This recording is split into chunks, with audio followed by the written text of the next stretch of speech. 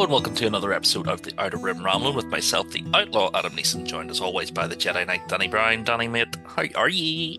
I am all good. I am well and truly feeling festive. I put on my first festive film the other day. We put on Christmas with the Cranks Mm. with Tim Allen and From oh, Wild Hogs fame, of course.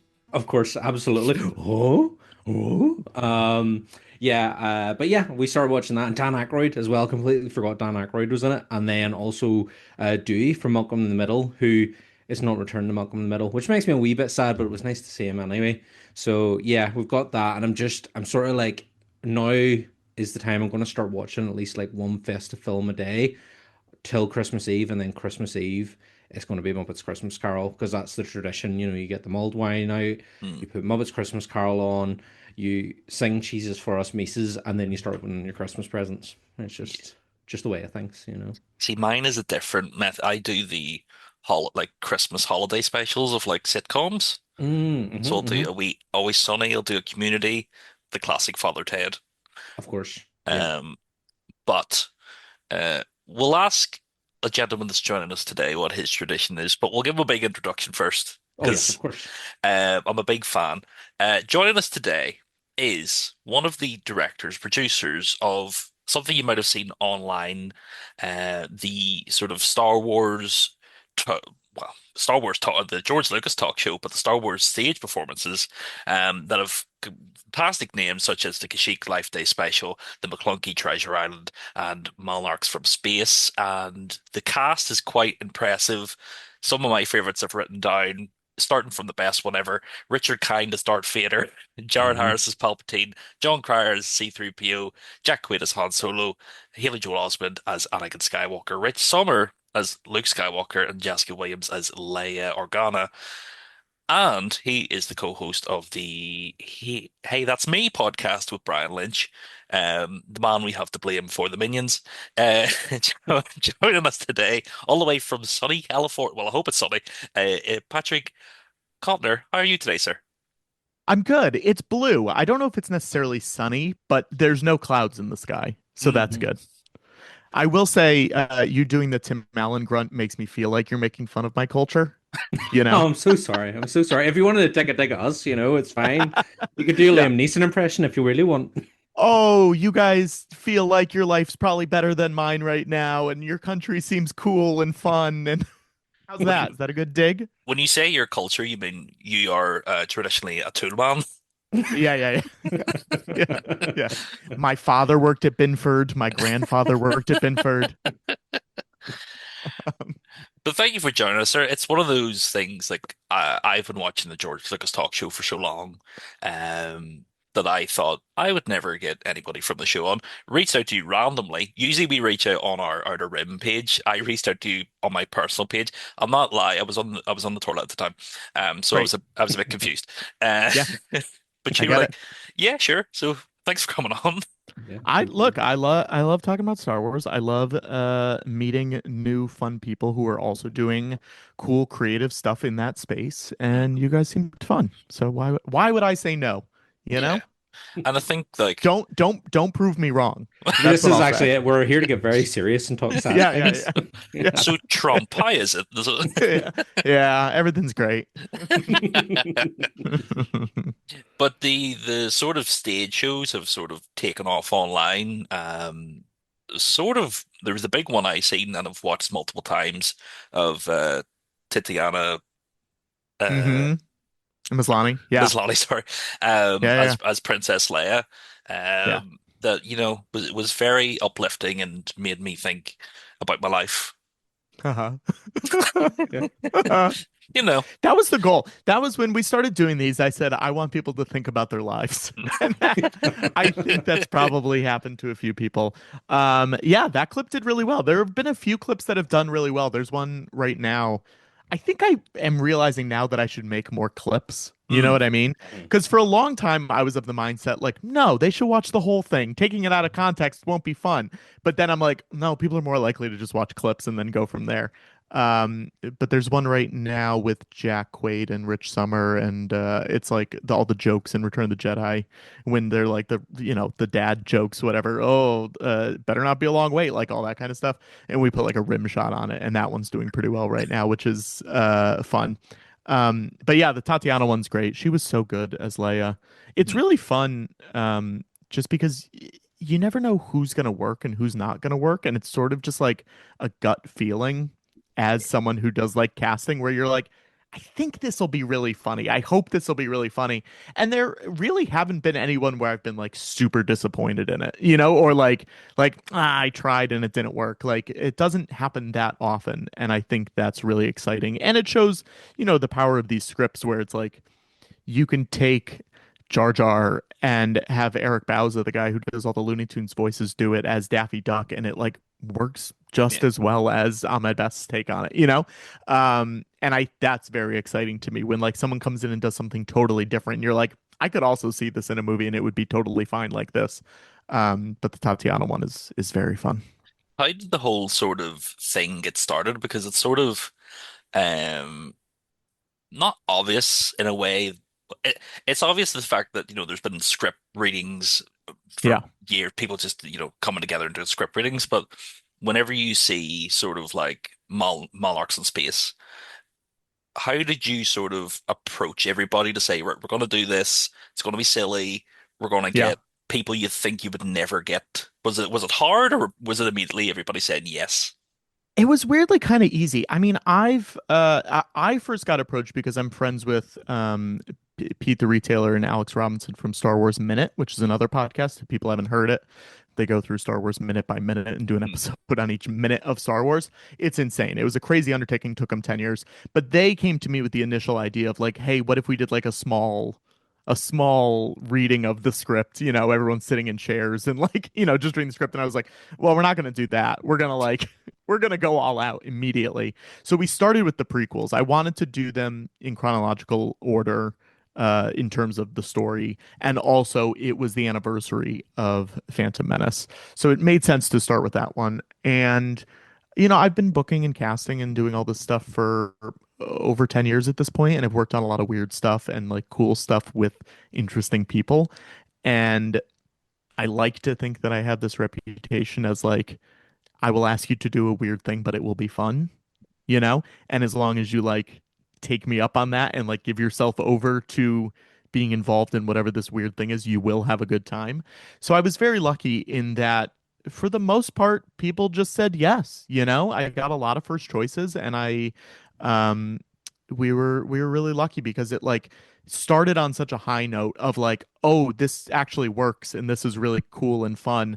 But then you get the moment of like, was this a flash in the pan? Was this a one-time thing? Will this work for Attack of the Clones? Like how far can we keep going on this? And then it was like, okay, we did the prequels. Do we do A New Hope? A New Hope is like so overworn in a lot of ways with parody and with comedy and all that stuff. Like all the jokes seemingly have been made. Is this worth it or will this be embarrassing? And now we're about to embark on the sequel trilogy, which I think has not really been touched that much in terms of like, I'll say good comedy. I Mhm. think a lot of people online will make fun of those movies, but I would not say that they are talented at comedy or interesting in a lot of ways. Sorry to anyone listening, but so I think that these next three that we're about to do have a lot of interesting possibilities in terms of like sort of starting fresh with like you haven't seen people take these on in a way that is like smart and interesting and cool and funny at the same time. Um, but yeah, it's sort of like the first one worked, and then we get cocky, and it's just like, well, I guess we could just do these, 10 more times or however many more times we're gonna do it. And that was very exciting to me, and the fact that people like jumped on board. The first one immediately had like Tony Hale from Arrested Development, Bobby Moynihan, and Diana Inosanto from Mandalorian and Ahsoka and all that stuff, and like all of these really rad people um, said yes immediately, and then that just paved the way for like Seth Green to do the second one, and Daniel Logan, the original little baby Boba Fett, played little baby Boba Fett again, and that was so exciting. Like I'd also like never met him. I'd never met Seth Green. I'd never met him. There's so many people on these where I'm just like, Jared Harris, you mentioned, had never met him, and it was just like a cold reach out between me asking and Rich, who had been on Mad Men with him, giving it the stamp of approval and like the you'll have a good time. If you're in town, you should do this because you'll have a good time.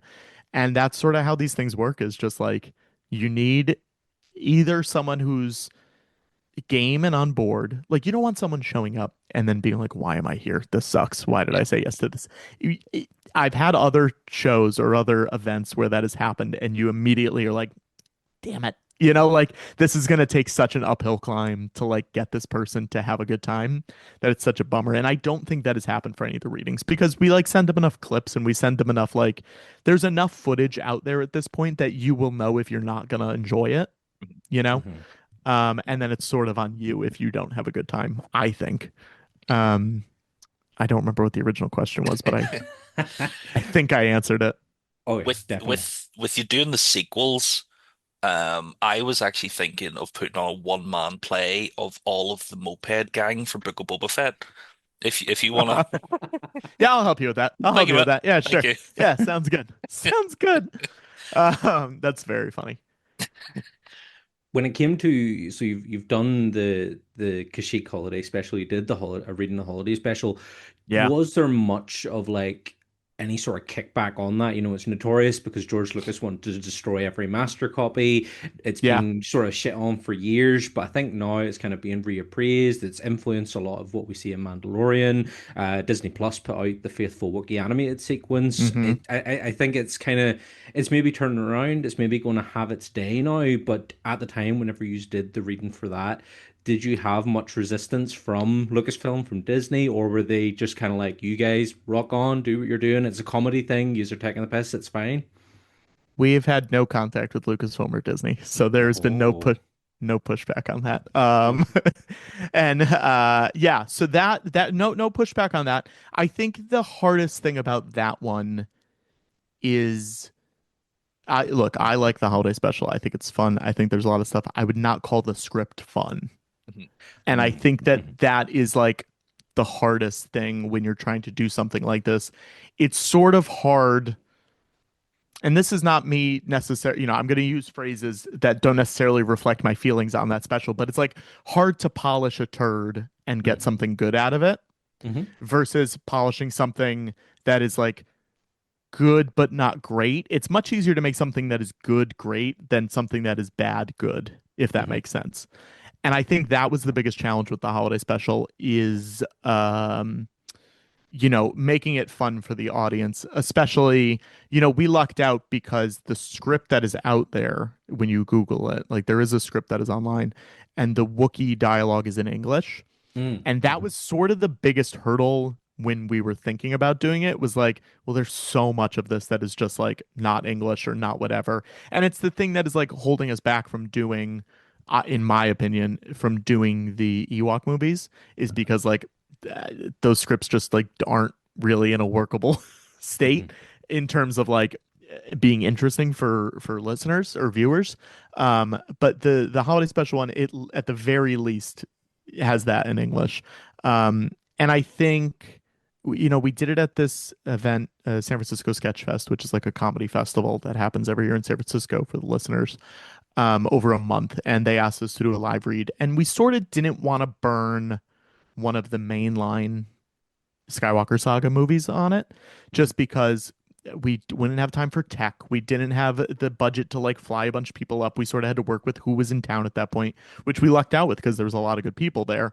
But doing one of the big ones at a venue that was not set up for that was like not super exciting to us, just because we didn't want it to be bad and didn't want to ruin it. And it was good that we didn't, because one of the cameras that was supposed to be filming was not filming the whole show.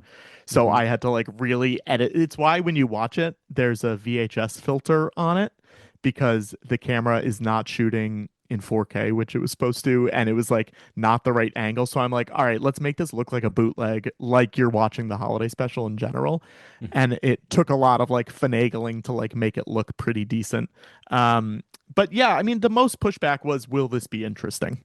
Mhm. And that was kind of our biggest like, let's make sure this will be fun before we do it. And I think it is fun based on who is doing it. I think with lesser hand, we had Paul Scheer and Rob Hubel and Nina West and like all of these real Mary Holland, all these really great people doing it. And I think in lesser hands, it would have been boring, Yeah. you know?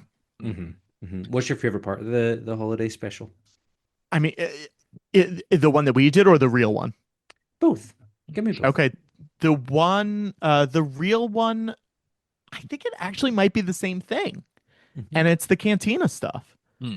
I Yeah. think it's the Achmena, the Good Night But Not Goodbye. That song is great. And we had Nita West, who's a drag queen from RuPaul's Drag Race, play Mhm. it. And they came in full Achmena outfit. They like had it made and had a wig made and everything. And it's fantastic. It's really great. And I love it so much. And I think that song is a legitimately great song. I'll tell you guys this story. This is a fun story. I've told it before, but I think you'll enjoy it. During lockdown on George Lucas Talk Show, we put out a record of all the songs that we sang because for some reason on a live stream comedy show about George Lucas, there were at least 10 songs to put on a record. And every Christmas for a few years, we had this guy, Granbell Fisher, who's a singer-songwriter who came on because we did a marathon of the Aaron Sorkin show, Studio 60. And he was a musical guest on that. And he came on. And then at Christmas, I said, would you like to do one of the Christmas songs from the holiday special for us? So he did a few. And we wanted to put them on the record, but the company that was pressing the record said, do you own the rights to all of these songs? And we said, well, we own the rights to all of these, but this is from the Star Wars holiday special. And they said, okay, we'll look into who owns this song.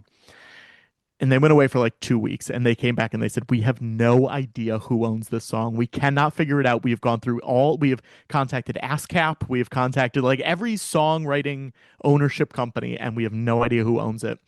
And we said, okay, well, the people who wrote the songs were named Ken and Mitzi Welch, and they were songwriters for, like the Donnie and Marie variety show, and like all the, Carol Burnett, all these like variety shows in the '70s.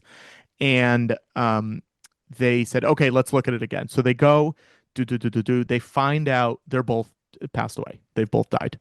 Their daughter is this singer Gillian Welch, who is on the Oh Brother Where Art Thou soundtrack. She's like a folk singer. She's like a fairly well-known folk singer in that world. And we reached out to her reps to be like, hey, do you know that you own Star Wars music? And she goes, I had literally no idea. This is great to know. I will take care of this for the future, but you guys can absolutely use it on your record. And that That's was it rules. Like we were like, she had no idea that she is like one of the few people outside of Disney to own Star Wars things. And I think that's great. I think that Mhm. rules. But those songs are really good in that show. And I think they may not be good in the show, but I think you can do covers of those songs and they actually sound really cool. We had this girl, oh my gosh, what was her name? Madeline Kenny, I think was her name. She was a singer-songwriter, and she performed the Diane Carroll song and the Jefferson Starship song on the show. And they were legitimately really good covers to a degree where I'm like, you should figure out how to put these out because they both sound so good. I think there are a lot of good. What are your favorite parts in that special?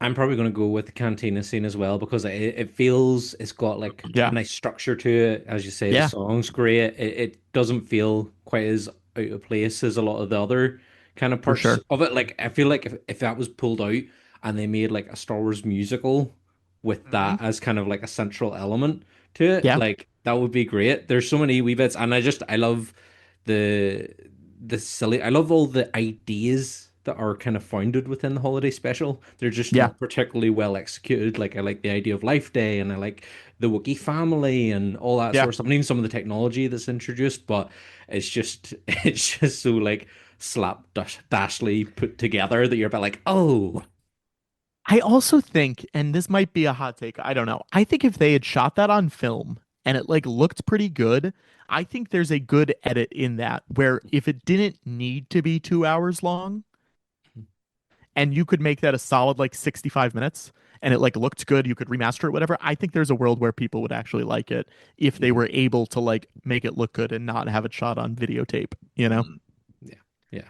And my favorite bit is Itchy jerking off in the VR machine. Yeah.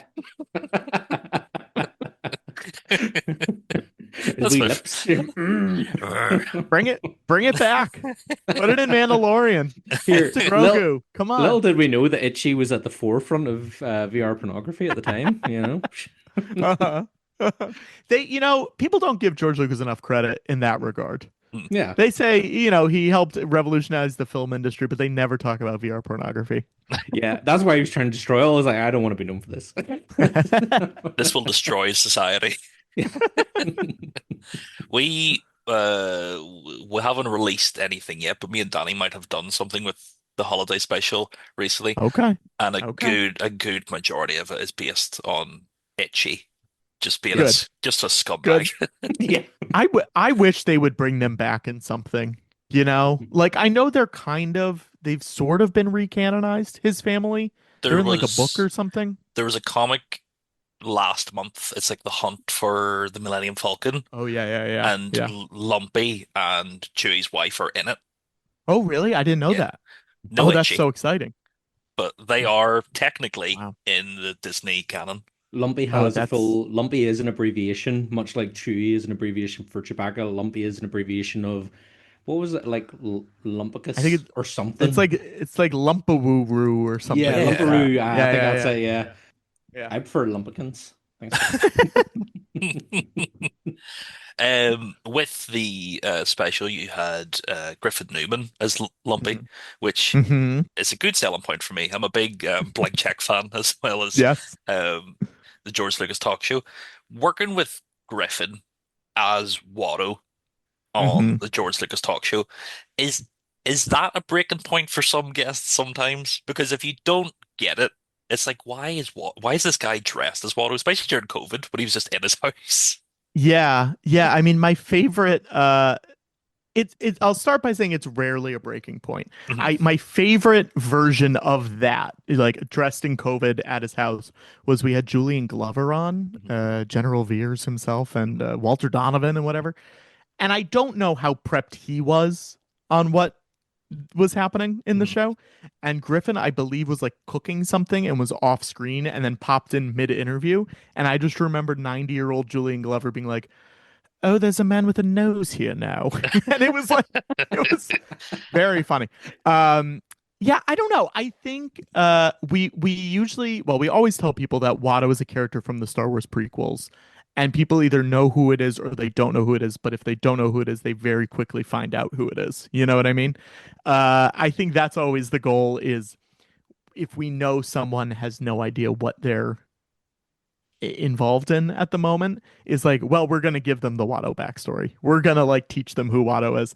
But I don't think anyone has ever like shut down on Watto, because Griffin is very good at either knowing a lot of stuff and is able to like talk to them in a very knowledgeable way about whatever, they were involved with, or very good at faking about knowing a lot of stuff and is good at like, I think all three of us have that skill of, if we haven't seen, I don't know, Nurse Jackie, the TV show Nurse Jackie, but we have someone on from Nurse Jackie. We all have enough pop culture knowledge where we can like fake our way through this conversation.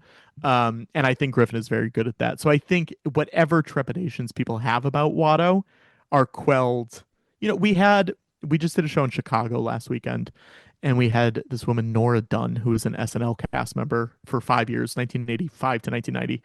And she's like the one person ever who said, "I don't like this host. I don't like what they stand for. I'm not going to do the show this week," when Andrew Dice Clay hosted Oh, uh, well, in the makes 80s, sense. Yeah. Yeah, but it was something where it was like, oh, she really like took a stand, and she like, was like, what this guy's doing is not great for women, for comedy, for a lot of stuff. I'm not doing it. And it came up in the show, and her and Watto just had a very genuine, serious discussion about like why that was such an important moment in comedy, and why that is like good for the world in general. And like, you take a step back from like me, in my brain, Watto and Griffin are two different people. you know?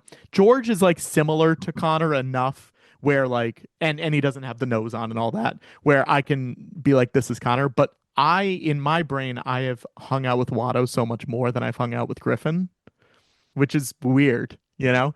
Uh, but you take a step back and you look at this of like this renowned comedian who the three of us really love and really think she's an important part of SNL and doesn't get her due. And then she's talking to the slave owner from The Phantom Menace about like the merits of satirical comedy. It's just like it's crazy. And I think that's what Watto is good for, is like he brings the absurdity that even George does not bring because George still looks like a person, Mhm. you know? And it really helps push that show into a different level of insanity and you know, thinking about like we had Whoopi Goldberg on the show at one point during COVID, and like Whoopi brought up the fact that she and Watto dated in the 90s. Like that was a Whoopi fact. And that's so much funnier than her saying she and George dated in the 90s, you know? And I think that is what is good about Watto is like it can help unground you from a show, which I think is important in something like that. Yeah, and it's Griffin. Like I've listened to Blank Check when it was just Star Wars, Sure. and Yeah. then it has evolved and sort of Uh-huh. have this admiration for Griffin and his encyclopedic mind of film. And whenever it got to the point that sort of like COVID hit and I was able to see the George Lucas talk show more Yeah. regularly, it's sort of like this guy is working on a level that I don't think is appreciated as much. Hmm. Because Hmm. he's done movies and he was in the Tick and he's stand up and stuff. But uh, you guys came over for the Edinburgh Fringe. Hmm. Did you go with them? Hmm. Yeah, Yeah. Yeah. yeah. Yeah. How was the audience there at the Fringe? Did they respond well to it? Yeah, we did three different types of shows there. So we were there for the whole month. Connor wrote a play for him and Griffin to be in, and I was in it a little bit. I played a spaceship, not to brag. Um, but it was Connor was playing Baron Papanoida, the character that George plays in Revenge of the Sith, has no lines, is in the background, whatever. And Griffin was playing Watto, and it was sort of a Waiting for Godot in space. They like got trapped on a planet together, and had to work together to get off, even though they, didn't like each other. And it became a meta thing and whatever. And then we did the talk show, and then Griffin had to leave to go to a wedding at the end, and Connor did a one-man improv show as George. Um, the talk show sold out. We did four talk shows, and I think all of them sold out or were very close to selling out. The play did pretty well. I think that, doing it at Edinburgh is hard Mhm. because there's 1,000 shows that are happening, like legitimately 1,000 shows. And we were never less than half full, which I think is like pretty good for a show that was at dinner time, with American comedians who were playing weird Star Wars characters and were the stars of a Star Wars show that most people over there had never heard of, you know? And we had really good publicists, and we had a lot of signs and people passing out stuff to like get people to come in, and I think that that definitely helped a lot. The talk shows were really well, like really fun. They went over really well. They're on YouTube. People can watch them. And I really love doing it. I sort of wish we did the talk show every night, you know? The play is very fun and I really like doing that, but I think it might have been less taxing on all of us had we just done the talk show every night, just because having to stress about doing a play was like it was a lot, Especially when the three of us don't really do non-improv based theater that often. Um, the hardest thing was, there's so many people there, but none of us really knew anybody in terms of the performers because so many of them are European based or whatever. So like getting guests was a little difficult, but I think had we had to do it every night, we would have just figured it out and it would have been really fun. But the play was good. I wish we would do it again, and I wish we've never done it in New York, and I think that that's kind of crazy. Like we've done it LA, we've done it San Francisco, and we've done it in Edinburgh, and that's it. I wish we would like film it or make it a movie or something like that. I think that would be really fun, but that's not up to me, That's a Connor thing. So maybe someday. Yeah. But It was Uh, fun. I really loved going over there. I'd never been to Edinburgh before. And by the end, the first 2 weeks felt like they took forever because we were sort of like, what do we do? Like the show was at such a weird time that you'd get out at 9 p.m. and then you're like, well, I need to get food, but all of the restaurants were closed. Like it was such a weird schedule to be on. But then the last 2 weeks went by so fast, and you're like frustrated because you're like, oh, I don't want to leave now. I've been here for a month, and it feels like I just live here now. So I would love to go back at some point. It's just so expensive. yeah, I was at the Fringe in 2011, Hmm. and it's basically like I was doing just free open mic nights, and you were Yeah, basically promoting during the day, performing at night, getting yeah, drunk, eating yeah, kebabs, sleeping on a yeah, sofa, and just repeating yeah. for a month, which when you're like 17 is the dream. Of But course. now I'm out in his 30s. Well, I'd be in bed by 4. Yeah. Yeah, it's a lot. And especially if you're like, there were three of us. We probably should have gotten like three small rooms to stay in or whatever instead of doing like a three-bedroom apartment Mhm. because that was just very expensive. And but it was nice because this is a funny story. I don't think we've talked about this story that much. Uh we were staying like 3 blocks from the theater where we were doing the play, which was great. Like, but that was also why it was so expensive, was because we were, so close to everything. And there was one night, I think the play started at 6, and at like 5:53, Griffin was getting changed and realized he didn't have the trunk with him, like his nose. And I had to like run, like book it because the shows they're on such a schedule that like, we finish at 7 and the next show starts at like 7:15 or something like that. So you can't really go over. That was like a big problem in the show because they would in the beginning they would be going like slow and like taking their time and having fun with it. And then it was like, no, this is going to be an hour 10 if you take time and have fun with it. And that is not, you're gonna get yelled at, you're gonna get fined. But I just remember it was the fastest I've ever run in my life, and I am not a runner. And I was just like, I have to get this trunk. I need to I cannot believe he forgot this. But had we been staying 30 minutes away, it would have been such a pain because he just wouldn't have had that and would have looked silly. He would have looked crazy. Has there been a guest on the show that you couldn't believe was there, like when they were on stage? Yeah, I mean, Whoopi was a big one. Mhm. Whoopi was like crazy. Weird Al stayed for like Mhm. 3.5 hours or something like that on the live stream one time. And it got to the point where we were like, we can tell he is hungry and tired. And we were like, Al, you need to leave. Like, you need to go. And he like didn't want to leave. And we were just like, you're so miserable because you need to eat, even though you're having fun here. That was really great. Seth Meyers was really weird because I think we had all met him, we had all worked with him before on stuff, but like just having him for an hour, and just like discussing whatever dumb stuff came up was like very strange. They're all weird, that's the other thing. Like one of the recent shows we had Seth Rogen and John Hamm on at the same time, and Rich Summer too. But if people haven't seen that one, that's like a good introduction episode. But that's just, at the end, the show ended with all, this is not going to make sense out of context, but with all of us wearing each other's clothes. Um, and then it ended and we all went backstage and had to like change back into our own clothes.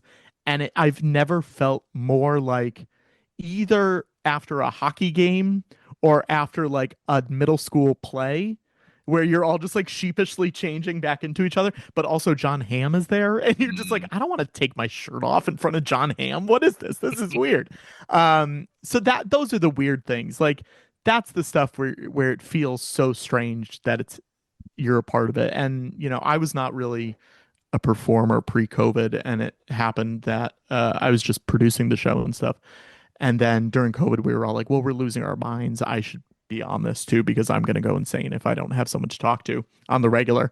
And now just, being a part of it and getting to like hang out and talk to all these people for long extended periods of time is very exciting.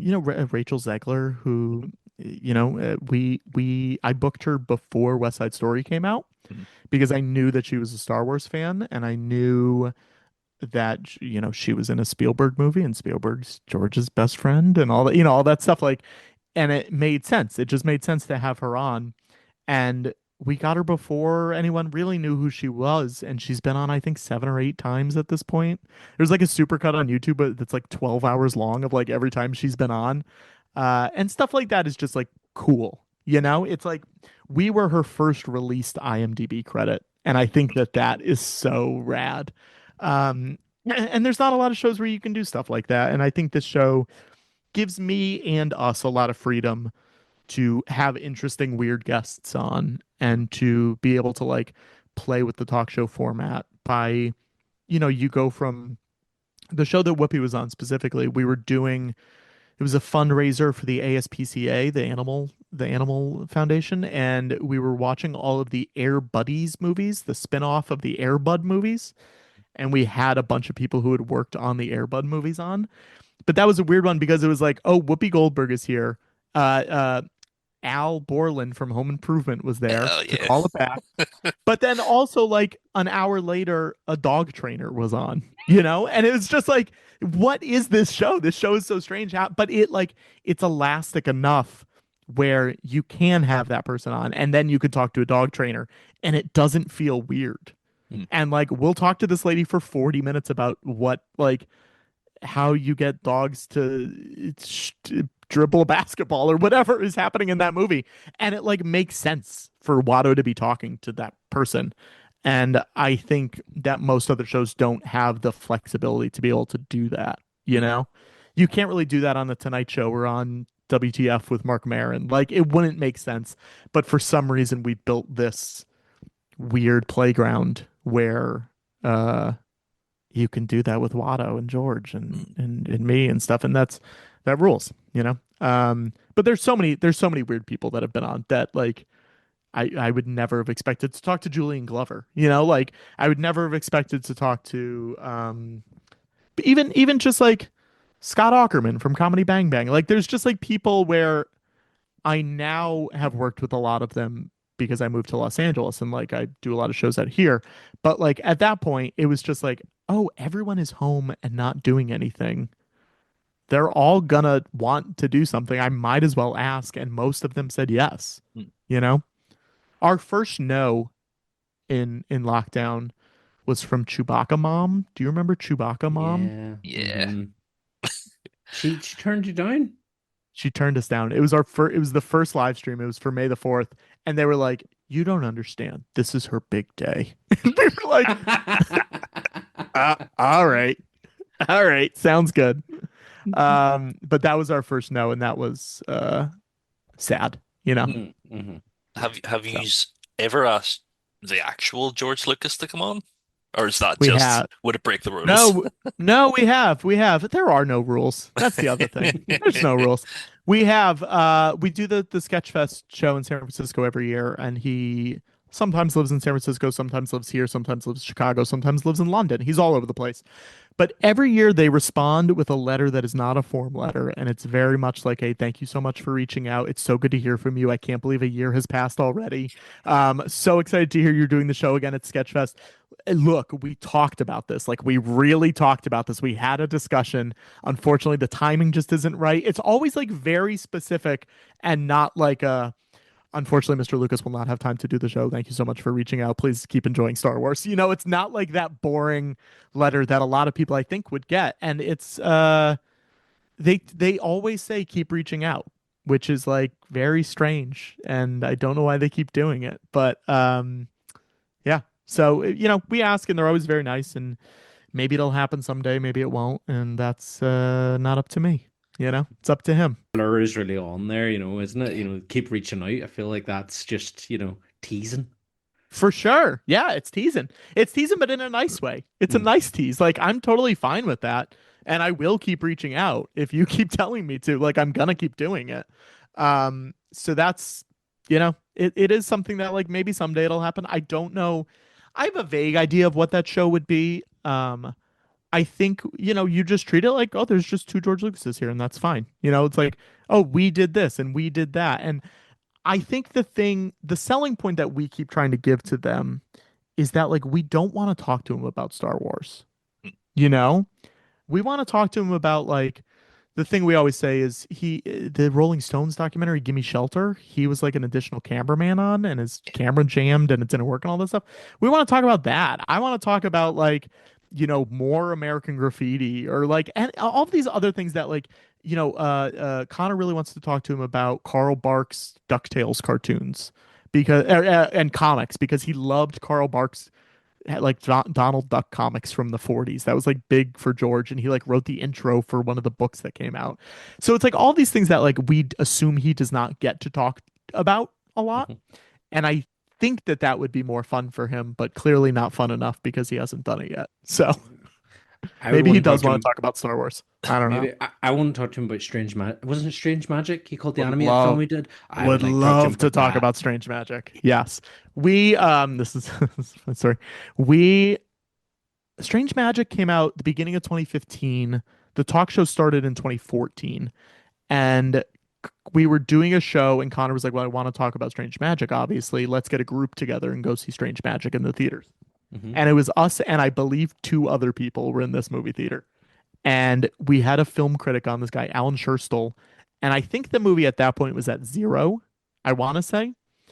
Uh, because it only had like four reviews on Rotten Tomatoes. Like no one reviewed this movie. And Alan Scherstl saw the movie and he didn't like it, but he didn't hate it. So his review was technically positive and it like bumped the movie's score up to like 35 or something like that.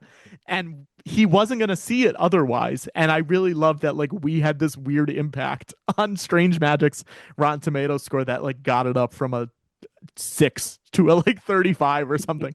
Um, and have you guys seen it? Oh yeah. Hmm. I haven't. Adam, come on, get it together, Yeah, come man. on. It'll We'll be watch. like we're doing a Star Wars podcast now. At some point, Yeah. we're going to run out of things to talk about. We're going to have to talk Yeah. about George's other works. I think we'll have to do like maybe a month where we just watch like different George Lucas projects Yeah. back to back. We'll do American Graffiti, we'll do THX 113, we'll do Red Tails, we'll Yeah. finish with Strange Magic. Have you seen more American Graffiti? No, what's that? Did, What's did you more guys know American? did you guys know that there's a sequel to American Graffiti called More American Graffiti? No, That's just a great Yes. name for a sequel. that's yeah. Everyone everyone except for Richard Dreyfuss comes back. Like Harrison Ford is in More American Graffiti.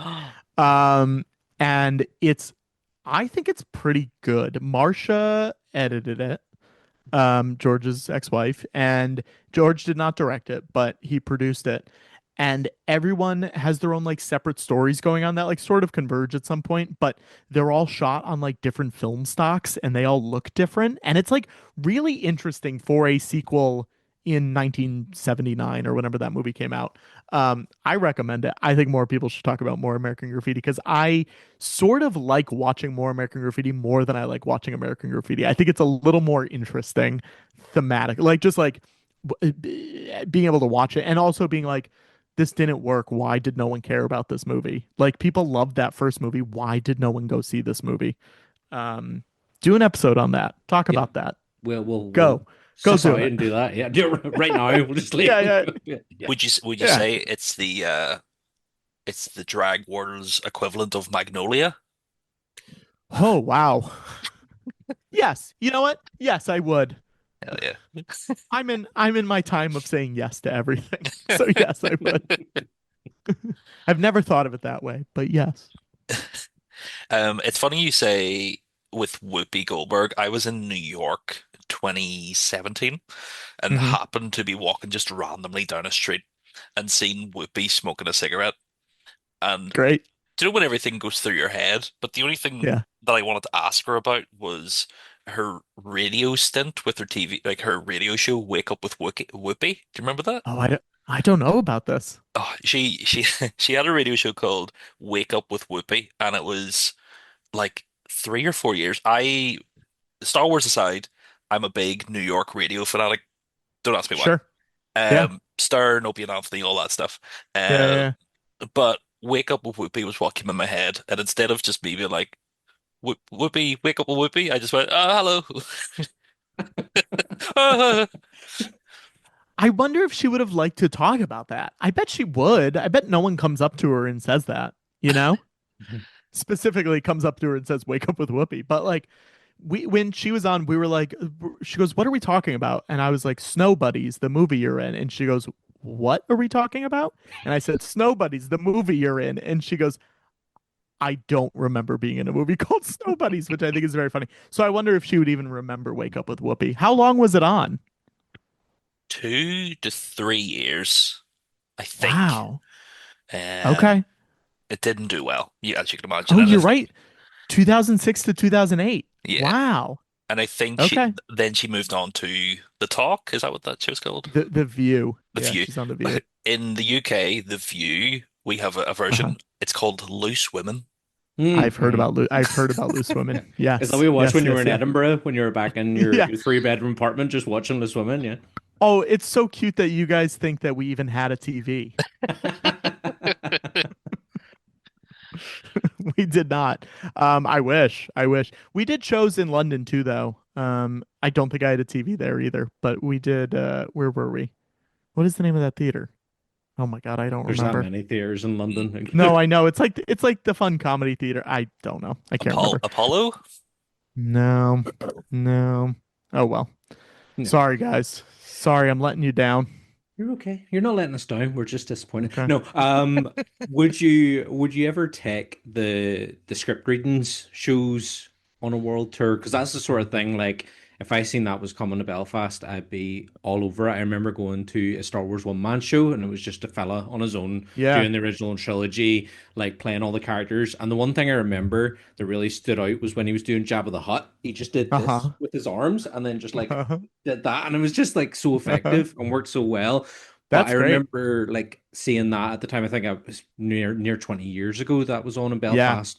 But we don't get a lot of stuff like that here. Like a lot of like you would get local theatre groups would do like play readings, but it's always like, real proper hoity-toity theatre Yeah. stuff.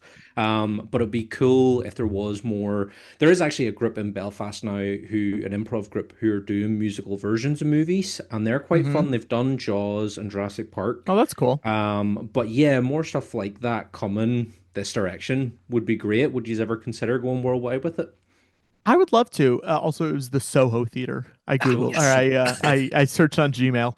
Um, I would love to. I mean, the hard thing is all of those shows have 20 people in them, you know? So it probably would not be the like LA based cast that you guys would see. I would probably have to figure out New York or London people to do it. But I would love to do, London, New York, like Belfast. If you want me to come to Belfast, we'll do it in Belfast. Please Well, do. But it's a matter of just like making sure there's enough people who would come to the shows and enough people that we'd be able to cast it in a way that makes sense. And the other, the problem if it's outside of New York or London, I guess, is like I would need just suggestions on people. You know what I mean? Because like I don't know what the Belfast comedy scene is, or I don't know what the Berlin comedy scene, whatever it is. Um, but I would love to. I would love to do more shows. I like doing travel shows. I think they're really fun. We've done a handful for George Lucas, but like it would, as long as the hard thing is like you want to make money on a show. Even if that's not the goal of the show, you want to at least I would like to at least break even. Me personally, other people I feel like are more like, well, we got to make $200. I'm like, if I have a good time and I've broken even, it's fine. Um, but it's hard once you get a group of 20 people together or whatever to be like, do we just charter a plane? Like, how are we all traveling and making this make sense? And that's the hardest part about traveling is like you do a show in, we did a show in Detroit, Michigan or whatever, and it was like, I think we're gonna be able to sell enough tickets to like cover the plane and the Airbnb and all that stuff. And we did, and it was fine. But it's always that like you're betting on yourself to be able to sell enough tickets in whatever town that you're in. And it's a big proposition. But yeah, I would love to do them everywhere, you know. yeah. Hmm. As long as we don't get in trouble, then I would Yeah. love to do them everywhere. Of course. Come to Belfast and then we'll just be like, Yeah. listen, Liam Neeson, he's from Ballymena. That's where I'm Yeah. from. You know, There you just go. There you just get go. him, and then Yeah. I'm sure you could get there's still plenty of Star Wars actors from the There, UK yeah. that I'm sure would be game to come and play. Yeah. Well, we Yeah. have we have most of the cast of the House of Dragons, Game of Sure. Thrones. Yeah, yeah, yeah, Matt Smith can finally yeah. be Palpatine. Do you think we'll ever get the real story on that? Hmm. I don't Who, think so. Not for a unless, while, anyway. like, would Kathleen Kennedy write a tell-all book? Because I just think she just wouldn't The be dream. interested. Yeah, the dream though. The Yeah. dream. Yeah, I don't know. There was that J.W. Rinsler who wrote all the making of books for the original trilogy and stuff. He had written a making of Force Awakens book. Do you guys know about this? And then No. they canceled it. They Oh no. canceled it like right before it was about to be announced, but the whole book is written. Mhm. And I'm like, that stuff is fascinating to me. And I hope that someday you would get like some sort of in-depth making of these things. But I'm scared that stuff is too like sanitized by publicists at this point. There's a book I read recently, a making of the 1970s King Kong, the Jeff Bridges, Jessica Lange one. And there's a making of book that came out at the time, and it's some publicist wrote it, and it's just like he's telling you everything. He's just like Charles Grodin was being a dick this day. He really wanted food at the craft service table, and they wouldn't give it to it. Like it's just like real drama, catty, whatever stuff. And there's two books like that. There's one for Empire, and there's one for Jedi. That was like written by the publicist at the time, and it's very like day to day. Here are just the facts of like all the shit that went down every single day, and they rule. They're like so great. I wish they would put them out for the other ones, but I'm scared that we're beyond that as a I in think the entertainment world. like Adam Driver recently coming out. He's like, I'm promoting a Jim Jarmusch movie. Anyway, Ben Solo Yeah, is the yeah, closest we've got to someone dropping a yes, bomb, and it's yeah, great. yeah. I mean, you wonder at what point do NDAs Mm, do they not care about them anymore? You know, at what point does Matt Smith say in an interview, "Yes, I was going to be Palpatine"? yeah. Is it 10 years after? Is it 15 years? Like at what point does Disney just go, "Ah, we don't care. Just Mm, whatever. You know, we're not going to sue you." yeah. Because I He's do think it would be a bad look if Adam Driver comes out and goes like, I was not supposed to die at the end. They re-edited the ending. They reversed the film to make it look like I was sitting up when I was really lying down. Like, remember all there was all that bullshit rumors online that like people went frame by frame and they were like, this is all re-edited. I think Disney suing Adam Driver for breaking an NDA is like not a good look, and I can't imagine that they would actually go through with it if someone did that. You yeah. know? It's uh it's a funny thing, like Oscar Isaac sort of saying recently, I'll not work with Disney. Yeah. Um, but then you've got Starfighter coming out with Matt Yeah. Smith. It's Yeah. like, is that saying, here Oh you yeah, I go? forgot that. I forgot that he's in that. Yeah. Yeah. With everybody's favorite director, Sean Squeezy. It's a movie that on the outside, it's like a nice car, but you don't know how it's going to drive. And but you hope that it drives great. Yeah. You hope that it's at the very least a fun car to drive. If it's Yes. fun, that is all that matters. And I'm sure some of the parts aren't going to work in that car, and Mhm. you're going to be frustrated about that, and it's going to cost too much to change them, but it's too late, and that we just need to get over that. I also think, and this might be a hot take, I don't know. It's rare that there is a Star Wars thing that I fully do not like. I don't think there's a Star Wars thing where I will say I will never watch that again. That thing sucked shit. I don't want anything to do with it.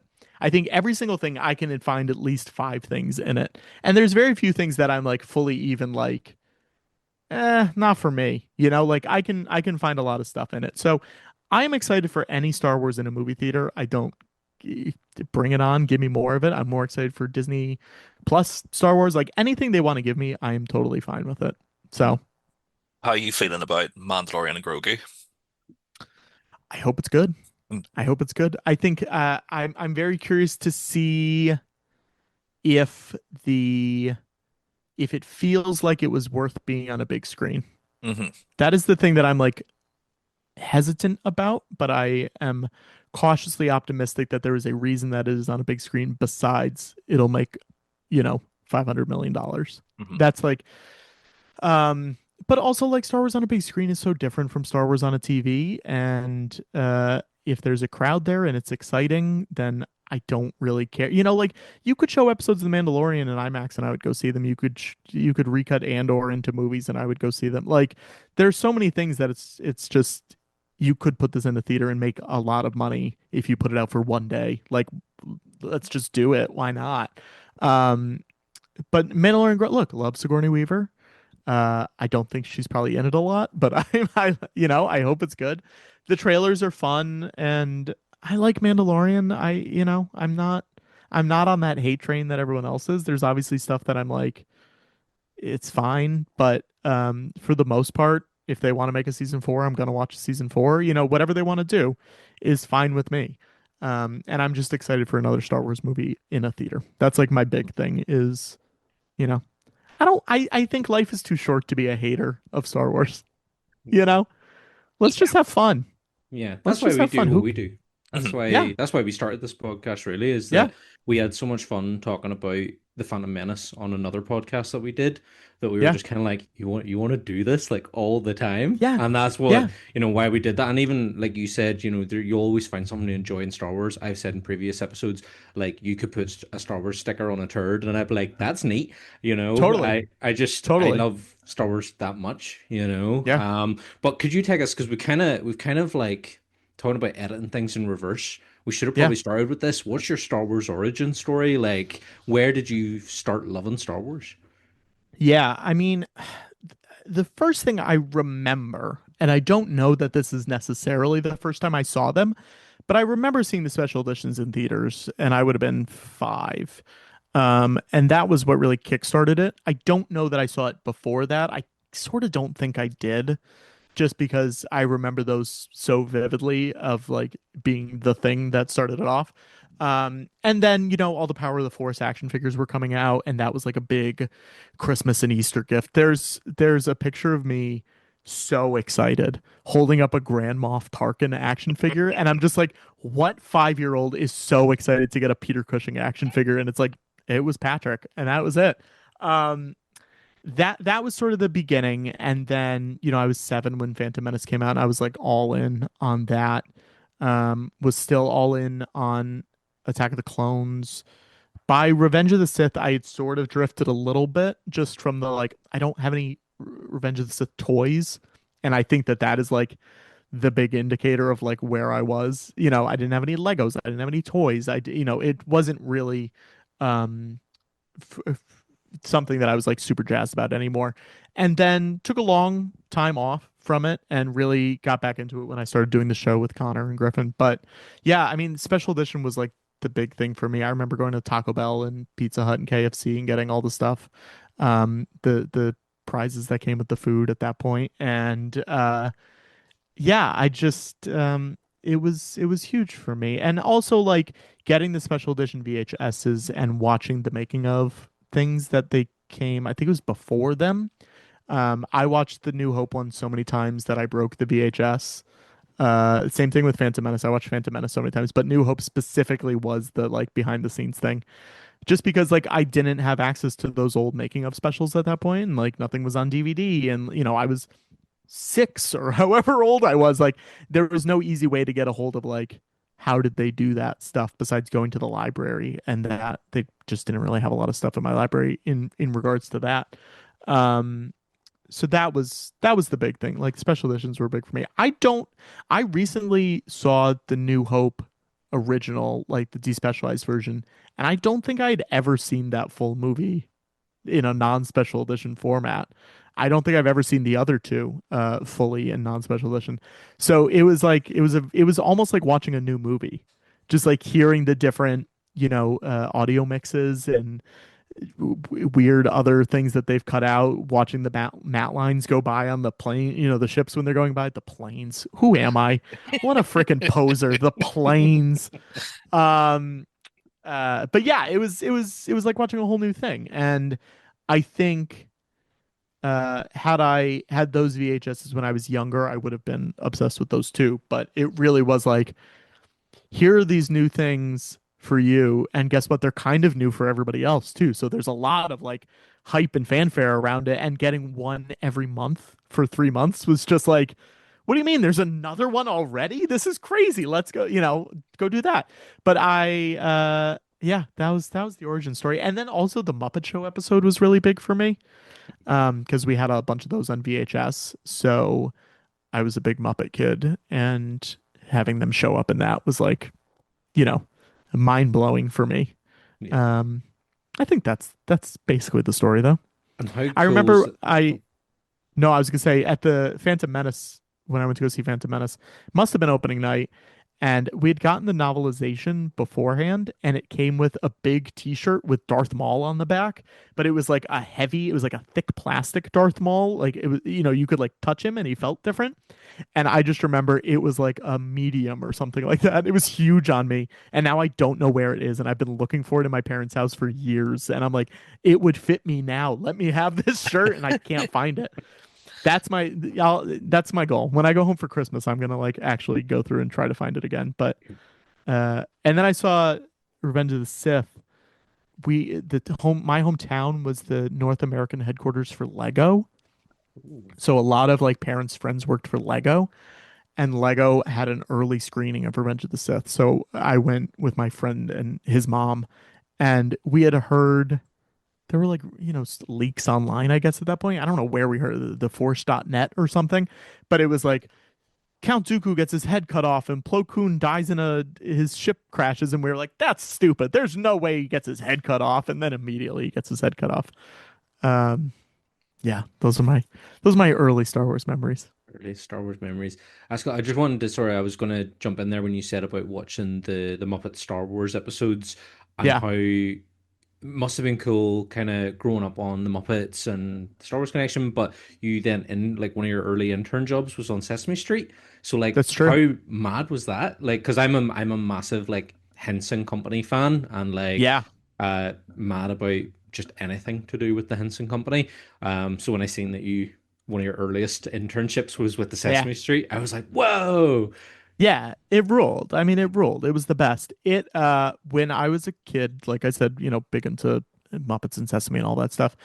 And Carol Spinney, who played Big Bird and Oscar, came out with a memoir in 2005, something like that. And the University of Connecticut, I grew up in Connecticut, and the University of Connecticut has a puppetry major. Like they have a school of puppetry there. I think it's maybe the only one in the country or like the biggest one. And he went and gave a talk at it where he was, doing a Q and A and talking about the book and stuff. And there's footage of me and it rules that it exists. But there's like, 12-year-old Patrick goes, do you guys ever give tours of the set? And he goes, no, not really, but you got to know somebody. And he like gives a wink. And I was like, oh, okay, here we go. So we went and we met him at the end and got our picture taken with him and all this stuff. And we sent the picture off so he would sign the picture. And he sends it back. And then, like 3 months later, I got a postcard in the mail saying, hey, Patrick, it's Carol. If you ever want to come to the set, here's my number. Give me a call. So we give him a call. We set it up. Later, I found out that he pulled my dad aside at the event and was like, we should figure this out. Like, give me your address and we'll set it all up. But I didn't know that. So it was like, it was Muppet magic happening for me at the time. But I got to go. I went 3 times in elementary, middle, and high school. Went to the set. And then I met this guy, Marty Robinson, who plays Telly and Snuffy and it was the original Audrey 2 in Little Shop of Horrors on Broadway or off Broadway. And when I started going to college in Manhattan, I reached out and was like, who should I talk to? And he goes, blah, blah, blah, blah, blah. I already talked to them. Here you go. Just send them your stuff. And I got the internship through that. And it was great, and it's like something that you never know what's going to pay off in your life. Like meeting some person, then 7 years later, you're interning on the show. And it all worked out in a really cool way. And I was there at a wild time because Carol was still there, but he was only there for a few more years. I was there for the last time that Frank Oz performed on Sesame. I was there for the last time that Jerry Nelson, who played the Count, I was there for the last time he was on set voicing the Count. Kevin Clash, who was Elmo, almost left. Like it was like this time when like a bunch of people were about to leave. A bunch of the old guard was about to go, and getting to be there to like, see Frank Oz do like 4 sketches like do a Grover song. That's Mhm. crazy, you know? Um, and it was, the internship itself was a lot more copies and coffee versus like, because they weren't filming a lot at that point. They weren't like on set a ton.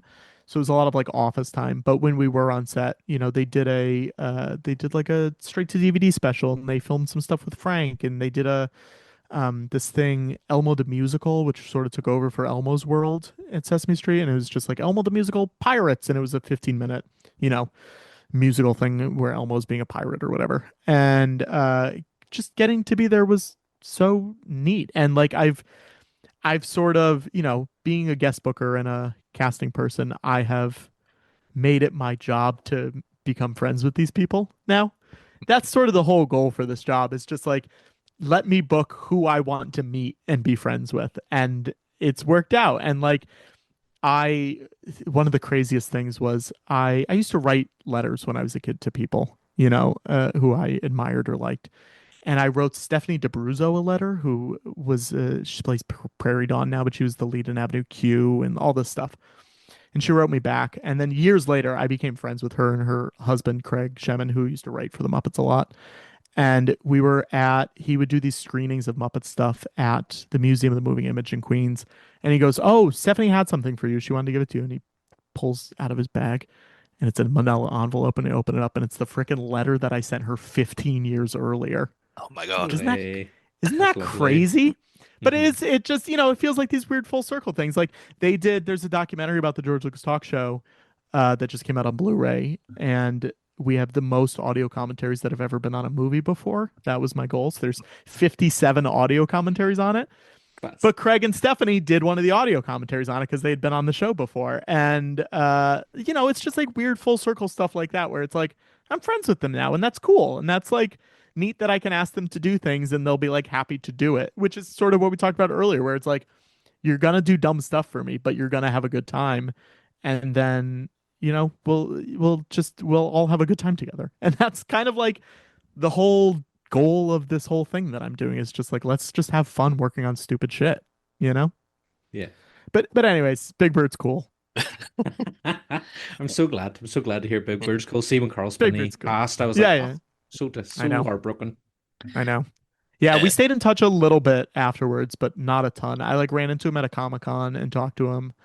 And a few letters back and forth, but nothing, you know. Mhm. Once he didn't live in the city and like I interned there and I tried to work there, but no, jobs just don't open up at shows like that because like if a show's been on for 50 years, people stay at that job for a long time.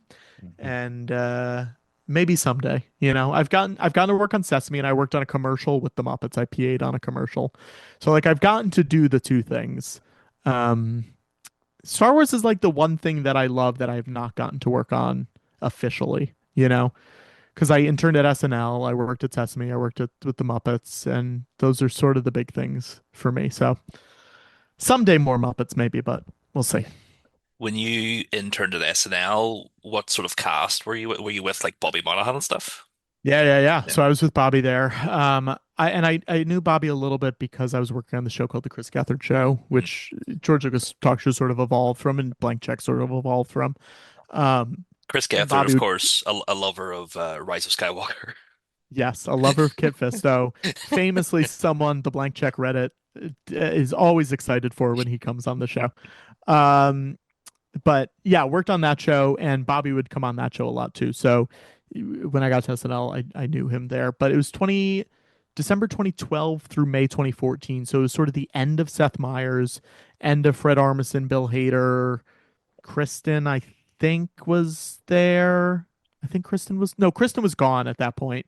Um, but like that, and then the new like Beck and Kyle era, and like it was sort of a moment of transition. But getting to be there for the last Seth Meyers Weekend Update, the last Stefan sketch, I was there for like the Justin Timberlake Five Timers sketch where it was like Aykroyd and Chevy and Steve Martin and Martin Short and Candace Bergen and like Baldwin and Tom Hanks, like all of these, Paul Simon were there.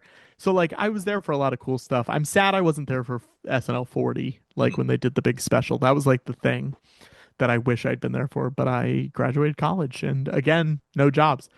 And I'm sort of glad I didn't work there after college because I don't think I would have been good at it right after. You need like you don't want to start at SNL Yeah. like in a job scenario. You want to like work your way up a little bit because I think you won't appreciate it or be good at the job, and you don't want to get fired, you know? You don't want to get fired from SNL unless you're a cast member. That's the only way you want to get fired. Um, but yeah, no, it was, it was cool, and it was a lot of just like getting to hang around and like watch people and observe. And I was in the post department, so like we didn't have a ton to do, but that kind of was great because it just meant you could just like stand on the in the backstage area and watch the show and not have to worry about like running scripts to somebody or whatever. But it felt like the foot in the door at the time instead of doing the writer's intern because all those writer's interns would be in and out in like 5 months and they would just cycle through them. Mhm. And no one really cared about the post interns. And my boss, I was just like, can I just stay? And he's like, yeah, sure. Why not? And it was like, great. Like that doesn't happen a lot of places because they want to like get all the NYU kids in and out. And, I think I was lucky that I was there because I would have, you would have just been cycled Yeah. and not gotten to spend a lot of time there. From SNL, did you sort of go from there to UCB in terms of like improv? Yeah, let's think. SNL ended in May 2014, which I graduated in May 2014 from college, and I'd been going to UCB. I don't do improv. I never took an improv class. I was always on like the producer end of it, just doing backstage stuff. Um, and I'd been going to UCB a bunch. Gethard Show had been going. I'd been working on Gethard Show since 2011, and that was a lot of UCB people. Shannon O'Neill was running the theater and all that stuff. And by the time October came around, the people who were booking their show Ask Out, which is like the big improv show there, um, were leaving in New York, and Shannon just thought for some reason that I would like doing it and that I would be good at it. And I'd never booked, I'd never been, in the talent world really at all, and started doing it then in October, and I'm still doing it now. So it's been over 11 years at this point. And it's fun and cool. And that's sort of my normal show, my quote unquote normal show. So if I'm asking someone to do something, I'll ask them to do that first. And then you graduate to George Lucas, and then Yeah. you graduate to like, it gets weirder as it goes. But you sort of have to start with the like kind of easy, fun comedy show. And then you're like, you had fun there. Okay, here we go. Now we're gonna move on to this thing. And that it's worked. It's worked more times than not. So that's great. It's just sort of crazy because like growing up, I listened to so many podcasts and listened to so many comedians talking about like UCB and Yeah, SNL and stuff, and for you to like work there is it's weird. yeah. It's been a very weird life. I'm very lucky. Um, but also, luck is so much of it, but also, you work hard, you meet the right people, and you never know who's gonna like pass you on to work on the next cool thing, And the other thing I'm working on, which you mentioned up top, that the Hey That's Me, which is a podcast I do with Brian Lynch, who didn't inflict minions on the world. He didn't do Despicable Me. Despicable Me inflicted minions on the world. He did Minions, the film Minions. So you can only blame him for a little bit of it. Um, but we do commentaries on movies and TV shows with people who worked on them who never got to do commentaries on them. And that's been really cool too, though, because you're like, you don't know who you're going to meet. And with that show, it's a lot of like, oh, we have directors on like this week. Here's a fun spoiler for you guys. I'm sure it'll already be out by the time this comes out. But like, we had the guy who directed the pilot of the X-Files on, which like is so cool. And that's a guy I never thought I'd be able to meet, but I've like created this world where I'm like, well, you would be good for this, and yeah, I think you'll just like talking about yourself. Like it's something you worked on, and you'll be able to know what you're talking about and have a good easy time. And that is something where it's like I don't know, I don't that guy specifically, but like I don't know if the costume designer from The West Wing is gonna like remember me in a year when she's working on something and needs someone to work on it. You have no idea. But it's I've sort of built this thing where ideally it's a self-sustaining thing where I just keep getting jobs because I've worked with people on other things, Yeah. which is great. It's with Brian Lynch. He was a guy in the early days of Twitter that Yeah. I loved sort of bantering with, and when I got like Brian like this tweet, I was like, yes. Yeah. No, he's great. He's great. And he lends a little bit of credibility to the podcast too. Because he's like his movies have made $4 billion or something like that. So I think a lot of people are likely to come on it because they're like, oh, I know who that guy is, and he's a great co-host, and it's been really fun getting to do it with him because it was my idea and I mentioned it to him, and he was like, I'd like to do that, and I was like, oh, okay, and I've been putting it off because I didn't think it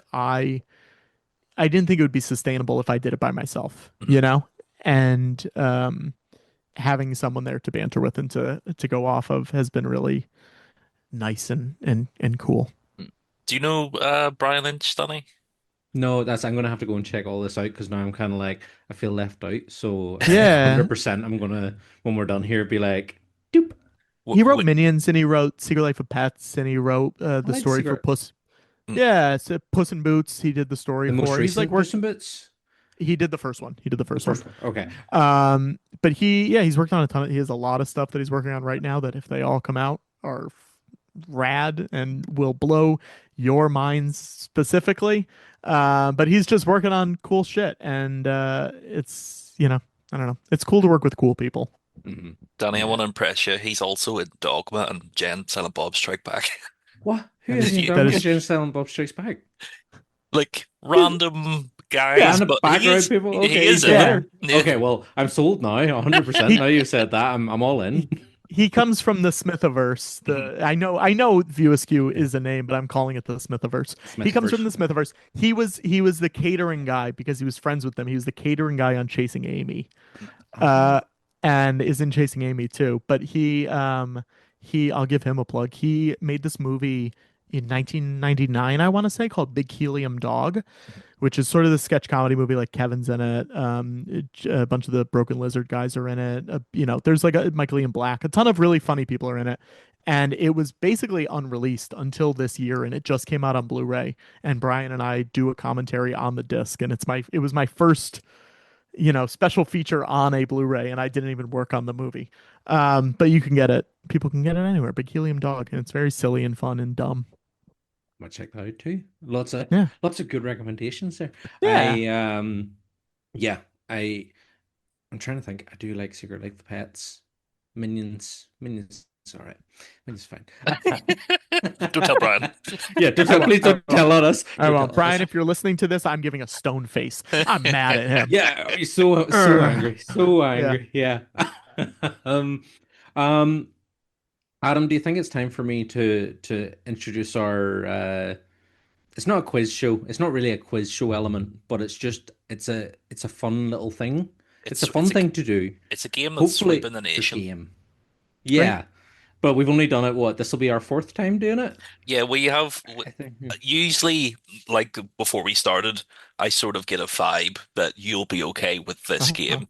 Some people we don't play Yeah. with because, we had like Anthony Forrest on the other week and Yeah. he's an I older saw that. gent That's a very exciting. he's an older gentleman. He doesn't want to talk about what we're about to talk about.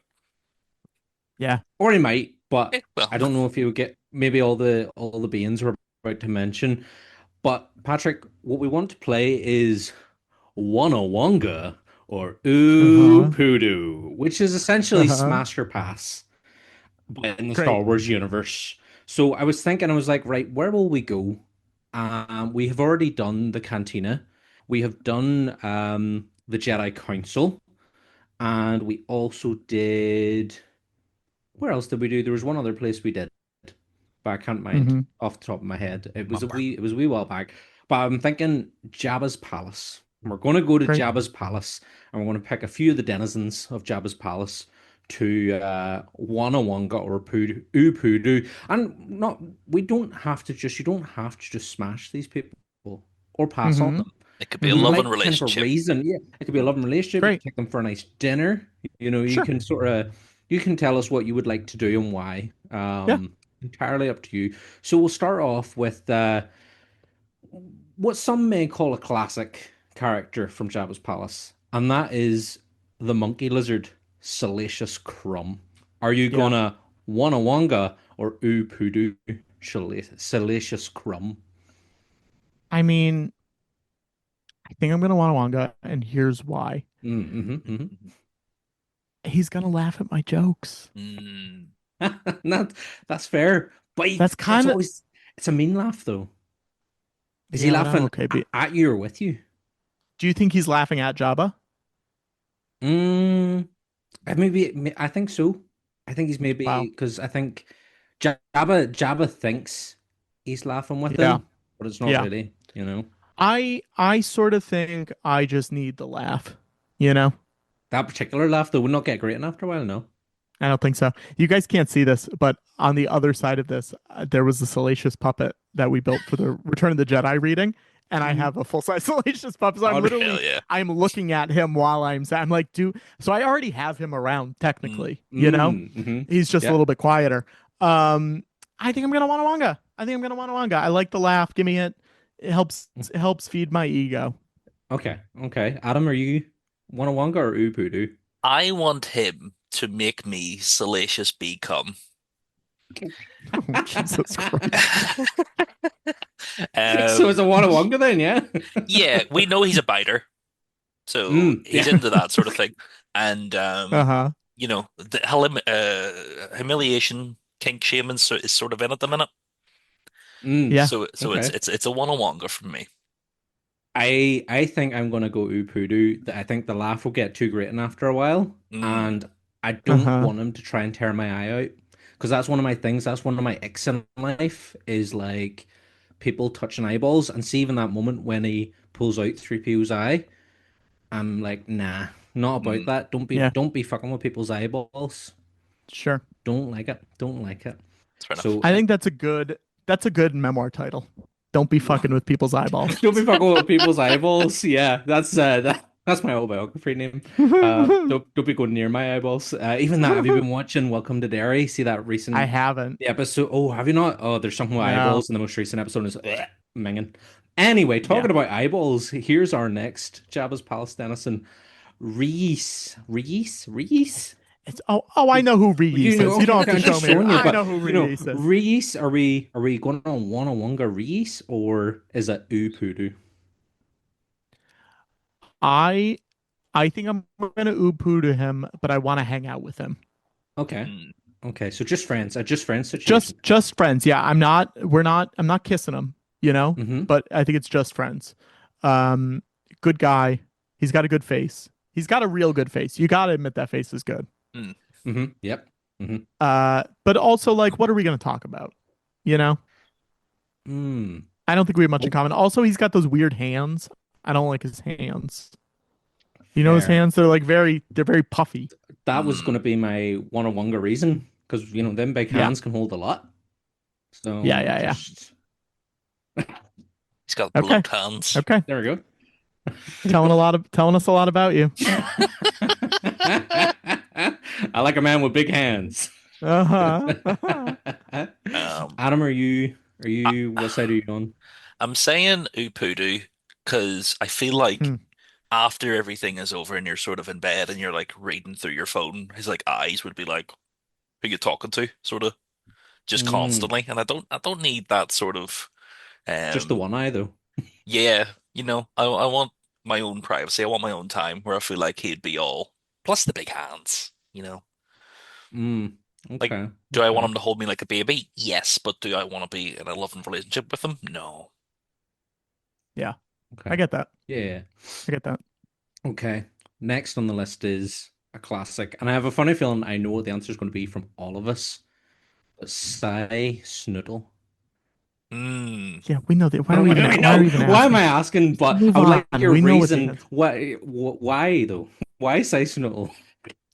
Can we all just agree? Uh yeah, she's got the mouth stock. I like her mouth stock. Mm. We all like her mouth We all stock. like her mouth stock. And Here's what I'll say. I would be very nervous that any of her limbs would break at any second. I don't know how they're supporting her body weight. And Mm. I would mm, be scared that I would like, accidentally she's sitting up against the couch. She's got her legs outstretched. I'd accidentally like step on her leg and like yeah, it would never be the same again. She'd Mm. never have a leg again, you yeah. know? What if you stood on the mouth stock? What if you broke the mouth stock?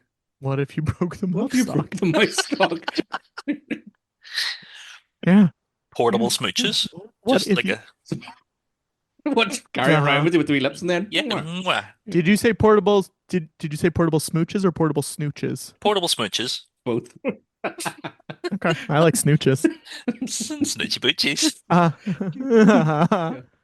Yeah. yeah, no, the answer is obviously yes, Mm. of Yeah, course. Wanawanga. We're all, I think, Adam, are Definitely. you contrary to that, or are you? No, it's a Wonawonga, and I want her to be my Jessica Rabbit to my um Roger Rabbit, you know? Mm. Major question. Major, Hmm. major, major question. Hmm. Which version of Size Noodles are we talking about? Oh, Mm. oh, Because I oh. think there may That be a does. difference here. Yeah, I think we're gonna have to go with the special editions, where she kind of Okay, like then leans I'm into fine. the screen Yeah, yeah, and yeah. you get the wee puckered lips and all. Not the wee Yeah. like stumpy Muppet version. Yes, yes. Okay, then I Yeah. stand by what I said. Yeah. Okay. Okay. Are you on board special edition size? It's nice little, yeah. I'll both, you know. Um, Why not both? at the same time. My goodness. To tie into The Mandalorian and Grogu, our next Wonawanga or Upudu candidate is a Manaman. Mm. What are we Hmm. reckon on a Manaman? I like a man as a concept. A man as a thing freaks me out a little bit. Mm. Mm-hmm. Scary looking. And it's a little scary looking. Also, those arms are too long. I Mm. get another gangly being with breakable arms. Yeah, Mm. yeah, Mm. yeah. Also, I'd have to like get new doors on my house. Too big. Yeah. Mm. Yeah. Too So tall. I'm gonna say Upudu. Yeah. I think I'd agree. I think based on like legends and canon and all the Hmm. rest, they're just too violent and freaky. And it might be too freaky for me. So yeah, and the hands aren't big enough. So too spindly. Adam? I want him to make a man out of me. Um, I don't know. I feel like I like common like do you know like when a woman takes their makeup off and stuff and you sort of see them like for their natural beauty? I feel like done up a man, gorgeous, hung over next day, you're like, ooh, I gotta get out of here. So no, it's a new beauty for me. Okay, okay. I think we'll do one more. We're going to mention someone who is partially responsible for this particular section's namesake, Mm, and that is Bib Fortuna. mm, Follow-up question, if I may. Mm-hmm. This is Return of the Jedi era Bib Fortuna? Mm. I feel like we have to because everyone else we've mentioned has been mm. Return of the Jedi specific Sure. denizens. But I mean, if the Book of Boba Fett Bib is more your type, Chunky you bib? know, Mm. Hmm. chunky Bib. You like a chunky Bib? I like his cousin Beezer a little more. Do we know Beezer Fortuna from Yeah, Rogue Mm-hmm. One? I like Mm-hmm. if this was Beezer, I would say Damanawanga, but I'm gonna Upudu him, I think. Just because the fingernails, Mm-hmm. you know? But that's I don't know. if you're a fan of Toot, he could like give you a serving of his fingernails, you know? I don't know what that means. we're doing blow a bib for tuna. That's the Yeah, name of my yeah, we're doing autobiography. blow with Bib Fortuna. Yeah. Oh, okay. Are we with Bib off as we coke nails, Uh, not that we would encourage such things. No, Absolutely. absolutely not. Well, we But would with bib. with Bib, yeah, because it's offering on all Yeah, his yeah, yeah, yeah. fingers. um, I don't know. I feel like Return of the Jedi Bib. I like his style. I Yeah. like the kind of metal belt with the like bashed brass middle and the blue tunic. I think that's all quite nice. And his head tendrils are a lovely pink hue. So I think I'll go Wanawanga because I also want him to say it back to me. Yeah. The Yeah. Wanawanga, and I'll be like, oh, the Hmm. Wanawanga. You know, Adam. Um, he's clearly a man that takes charge, but slimy in both reputation and body. How do So you know? I've I've I've had a word. Um, so it's a no for me. Also the teeth, Dog. that's that. Mm.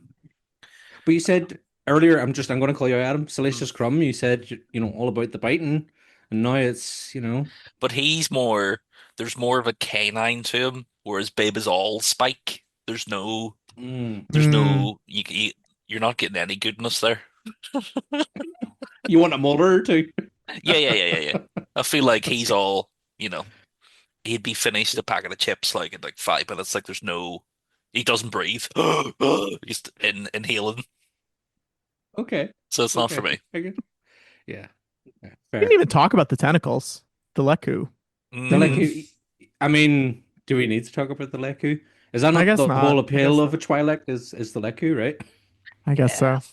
yeah. Just the feel of them. See, when you see Ahsoka's in the show, I know they're like rubbery, but you not just want to rub your hands down them. Yeah, I get that. I get Just that. I would. Yeah. I. Leku grabbing. Well. Yeah. I mean, there. I think there's certain Leku I would grab. I don't know if Ahsoka's feel a little too personal for her. You know what I mean? Mm, Mm. Bibs feel real. mm. Bibs feel like that's you can really get a good grip on them. Do you like when you grab a dog's tail? Why are Sort you of. grabbing? Don't Yeah. be grabbing the puppy's tails. No, Yeah. not in a Yeah. bad way. Just sort of like, got your tail. You're Yeah. like that. But he's like, that's my head. I'm like, oh, Yeah. sorry. Yeah. Yeah. That's very funny. So I think that's yeah. We'll finish on Bib. I think Yeah. that's we have one on one good, an ood poodood, plenty there. Uh, but we'll try and do that again sometime because it has been a wee while. But Patrick, we felt you were the sort that would maybe enjoy the possibilities of different Star Wars creatures and beings that you could buck or not. Mm. And you thought correctly. Yeah. Good. Yeah, good. And Patrick, if you want to come on again, just Happily. we'll save this one for you. Yeah. The Cantina band. And I want you to have personal Oh, reasons for each one. the Cantina band? Yeah. The whole lot of them, Finger and Dan and all the boys. Well, Finger and Dan's an obvious yes for the Yeah. name alone. Okay. Yeah, let's hang on to it. Yep. I'll have to bone up on my clue horn knowledge, but I'll get there. We'll figure it out.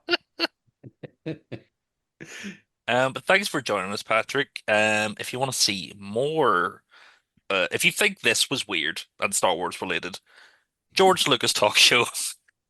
Yeah.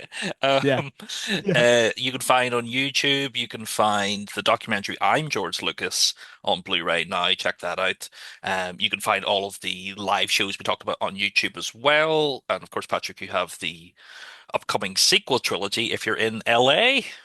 December 18th at the UCB Theater in New York. If you happen to be in New York, there's tickets for an early and a late show. Have some really rad guests coming to that. But you can also live stream it from literally anywhere in the world. You can get tickets and live stream it. Um, January 10th is the Force Awakens reading in Los Angeles, which you can also live stream. And both of those shows you can watch for up to a week afterwards on the live stream. It's pretty cheap and it looks great, and I recommend doing it.